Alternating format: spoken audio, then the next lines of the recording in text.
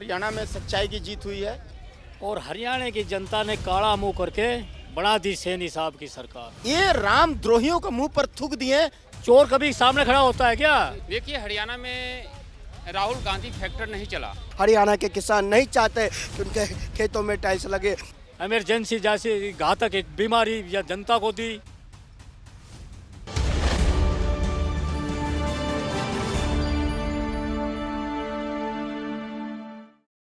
नमस्कार, the news 15 देख रहे हैं आप। मैं हूं आपके साथ तनुज दीक्षित। हरियाणा विधानसभा चुनाव में जो हुआ उसकी किसी को उम्मीद नहीं थी। भारतीय जनता पार्टी ने 48 सीटों पर जीत दर्ज करी और अब एक निर्दलीय का साथ भी मिल गया है। अब टोटल सीट हो गई हैं 49। वहीं कांग्रेस 37 सीटों पर सिमटती नजर आई। ऐसे में कांग्रेस आरोप ये भी लगा रही है कि कुछ गड़बड़ी यहाँ पर हुई है और जो आदत है विपक्ष की, कभी ईवीएम पर, कभी इलेक्शन कमीशन पर और कभी सत्ताधारी बीजेपी पार्टी पर आरोप लगानी है। ऐसे में जनता से जानेंगे कि आखिरकार हरियाणा में क्या वाकई में जो हुआ वो जनता का मन था कि या जो आरोप कांग्रेस लगा रही है वो सही है। जी, क्या नाम है सर आपका? इंद्रदेव। इंद्रदेव जी, क्या हरियाणा में जो बीजेपी आई है वो जनता का फैसला बढ़िया है? देखिए, स्वागत है। हरियाणा में सच्चाई की जीत हुई है। और जो ईवीएम पर क्या बोल रहे हैं ना जी, क्या ईवीएम पर मतलब पहले आरोप लगाए, अब इलेक्शन कमीशन पर कहीं ना कहीं कांग्रेस आरोप लगा रही है कि बीजेपी ने काउंटिंग धीरे करा दी थी। ईवीएम पर मैं जो सवाल उठा रहे हैं, मैं उनसे कहना चाहता हूं कि आप दिल्ली में आइए हमारे पास। मैं उनको चैलेंज देता हूं, जो अभी सुन रहे हैं मेरी बातों को, है ना, जिनको शक है कि ईवीएम हैक हो सकता है, पॉसिबल है, आप आइए दिल्ली में मेरे साथ चुनाव आयोग ऑफिस चलिए और प्रूव करिए। हाँ, आपने साथ जो है ना अपना टेक्निकल एक्सपर्ट को लेकर के आइए और यहाँ प्रूफ कर दीजिए कि ईवीएम हैक हो सकता है। मैं आपको 1 लाख रुपए अपना पॉकेट से इनाम दूंगा। भारतीय जनता पार्टी से कोई मतलब नहीं। मैं आपको अपना पॉकेट से 1 लाख रुपया इनाम दूंगा। ये प्रूफ कर दीजिए कि भैया ईवीएम हैक हो सकती है, पॉसिबल है। और उसके बाद में हमसे जहाँ जहाँ लिखा पढ़ी कराना है, जहाँ जहाँ साइन कराना है, एफिडेविट कराना है, जहाँ जहाँ कसम खिलाना है, वो बोल दो, हम सब कर लेंगे, सब साइन कर देंगे हर जगह जरूर।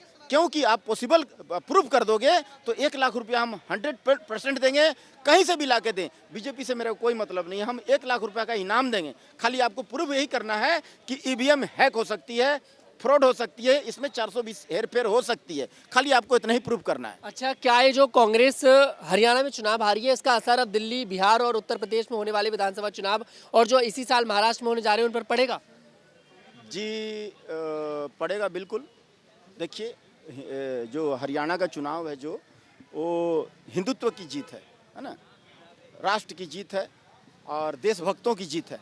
ये कांग्रेस पार्टी का जो प्रमुख है बाहर में जा कर के, विदेश में जा कर के और भारत पर जहर उगलने का काम करते हैं, तो वो उनको न ला करके और हिंदूवादी जो छवि है, जो भगवा प्रेमी है, जो राम को मानने वाले हैं, उनको ला करके बहुत बड़ा उपकार किए हैं हरियाणा वाले। मैं उनको तहे दिल से शुक्रगुजार हूँ, सैल्यूट करता हूँ।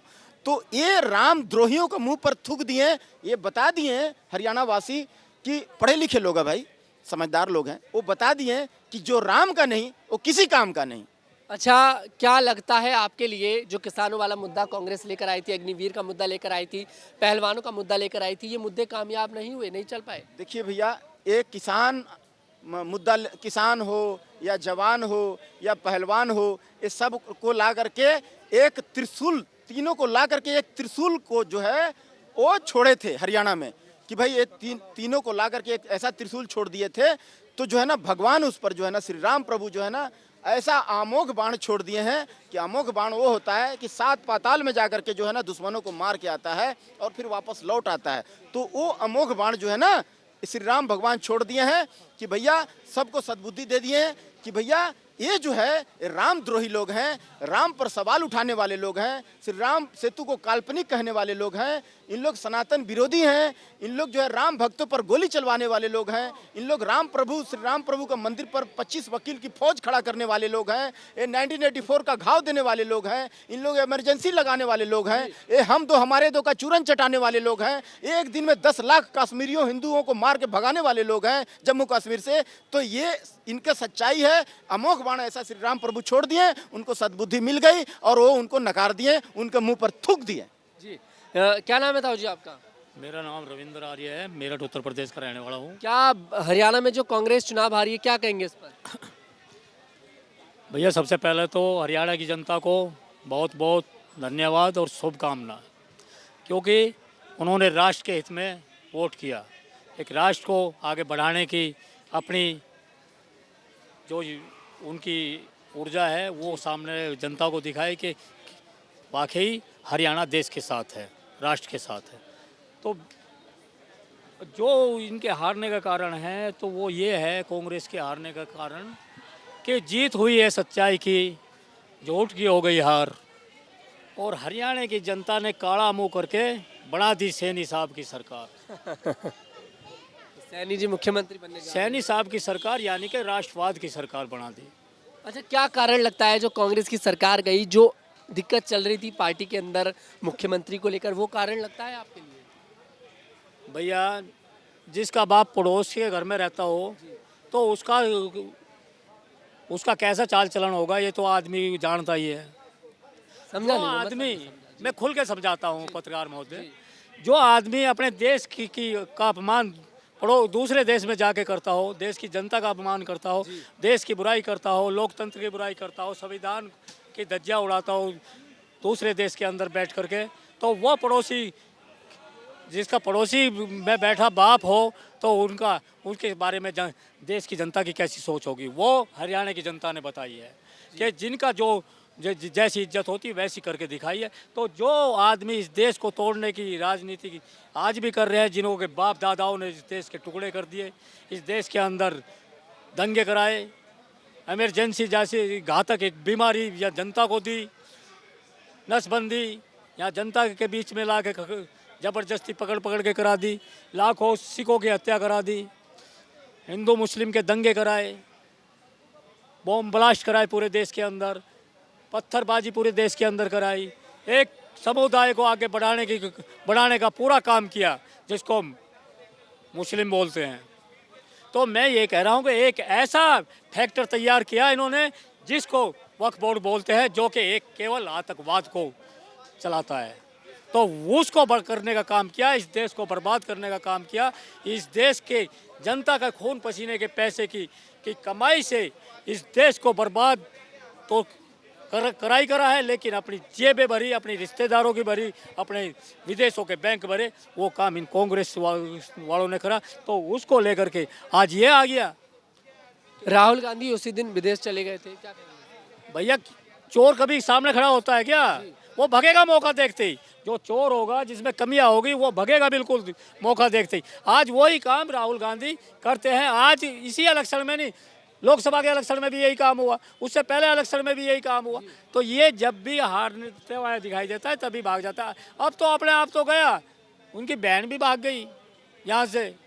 शर्म के वजह से चोरों को जगह नहीं है भाई साहब इस देश में। जो इस देश में आतंकवाद का सपोर्ट करता हो उसको क्या हरियाणा की जनता जानती नहीं? इसलिए हरियाणा जो कि सनातन धर्म का अपमान करता हो, हिंदुओं को हिंसक बताता हो, ऐसे गद्दार को नहीं जानती हरियाणा की जनता। और हरियाणा की जनता राष्ट्रभक्त है, एक सनातन जनता है, तो वे सबको जानती है भाई साहब।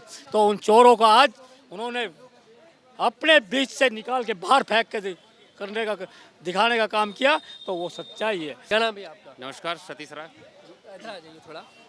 क्या हरियाणा में जो कांग्रेस चुनाव हारी है, क्या कमी लगती है आपको, किसकी कमी दिखाई दे रही है? देखिए, हरियाणा में कांग्रेस को चुनाव हारने का कई कारण है, और हरियाणा में भारतीय जनता पार्टी की सरकार बनी है। पहले तो मैं जीत की हार्दिक शुभकामनाएं दे रहा हूं भारतीय जनता पार्टी को। देखिए, हरियाणा में राहुल गांधी फैक्टर नहीं चला, वहाँ मोदी फैक्टर चला, और भारतीय जनता पार्टी ने हरियाणा में काम किया है। जो वोट मिला है वो विकास के नाम पर मिला है। और एक बार फिर से नायब सिंह को चुना गया है, सही है फैसला बीजेपी? हाँ, नायब सिंह अच्छे आदमी हैं, सही आदमी हैं, और हमें पूरी उम्मीद है और अच्छा काम करेंगे। क्या नाम है आपका? मेरा नाम बीके पोद्दार है। विके जी, बढ़िया तरीके से बीजेपी ने सरकार बना ली हरियाणा के अंदर, कांग्रेस हार गई, क्या कहेंगे? देखिए, हरियाणा की जनता ने हरियाणा की हरियाली के लिए खुले मन से वोट करने का काम किया और भ्रष्टाचारियों पर चोट करने का काम किया।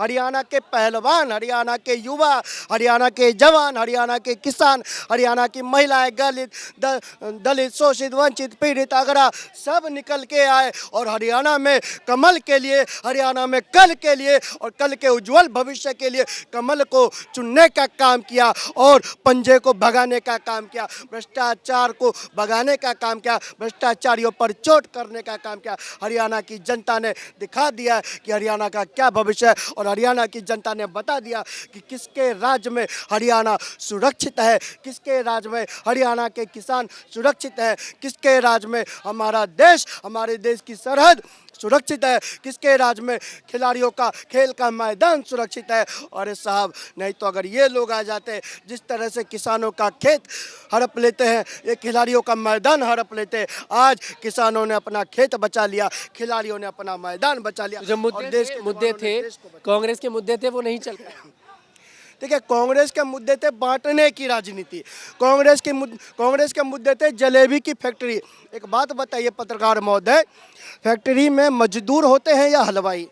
पहले तो आपको इस पर चिंतन करना चाहिए। और राहुल जी से पूछिए कि भैया, मजदूर फैक्ट्री में होते हैं, हलवाई कारखाने में होते हैं, हलवाई स्टोर रूम में होते हैं, हलवाई मिठाई की दुकान में होते हैं। फैक्ट्री में जलेबी नहीं बनती, जलेबी बनती है मिठाई के दुकान में। तो कम से कम मजदूर और हलवाई में अंतर समझिए। अरे साहब, आप तो किसानों के खेतों में टाइल्स लगाने का काम करते हैं। हरियाणा के किसान नहीं चाहते कि उनके खेतों में टाइल्स लगे, इसलिए उन्होंने आपके ऊपर वोट से चोट करने का काम किया। जी, अब ऐसे में कहीं ना कहीं यही देखते हैं कि आखिरकार जो फैसला हरियाणा की जनता ने चुना है, इससे अब जो बीजेपी को मौका मिला है, तीसरी बार बीजेपी हरियाणा में क्या काम करती नजर आ रही है। और जो कांग्रेस का आरोप प्रत्यारोप का जो सिलसिला है, खैर देखिए तो चलता रहेगा, ये विपक्ष का शुरू से काम है। और अब देखकर एक बार जो मौका फिर से हरियाणा की जनता ने बीजेपी को दिया है, बीजेपी इसमें क्या कुछ कर पाती है।